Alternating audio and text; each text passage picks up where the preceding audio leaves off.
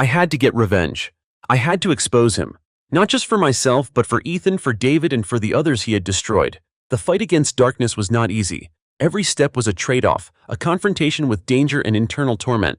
But for Ethan, for David, and for a faint glimmer of hope for peace, we decided to fight to the end.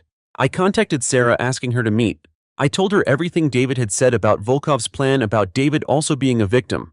I saw her eyes change from suspicion to understanding and then to determination. The pain was still there, but now we had a common enemy, a common goal to get justice for Ethan and to expose Viktor Volkov.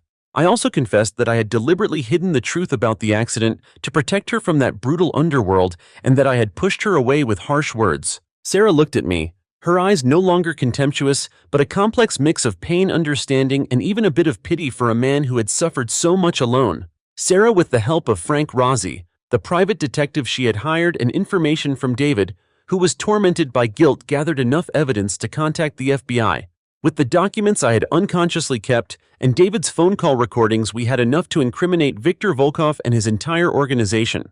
Frank Rossi also played a crucial role. He had old connections within the FBI and helped us strategize the plan secretly and effectively, ensuring my family's safety. The FBI planned a raid on one of Volkov's secret warehouses where he was conducting a major money laundering and arms smuggling operation.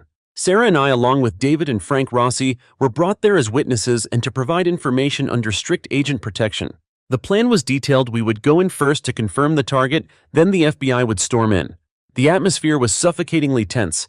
The distant wail of police sirens signaled the decisive moment. When the FBI agents stormed in, gunshots erupted, shouts filled the chaotic space. Dust billowed from broken crates.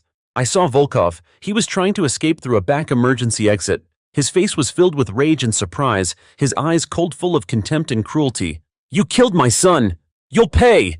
I roared, no longer in control. The pain, the indignation, all exploding.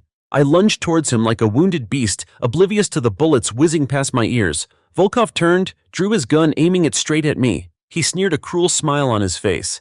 "Now you know the price of betraying me, you coward." I saw the dark barrel of the gun, saw the flash of sparks. I closed my eyes, accepting my fate. This was perhaps the only way for me to atone. But then a figure darted swift as lightning, blocking me. A dry gunshot echoed piercingly loud in the chaotic space.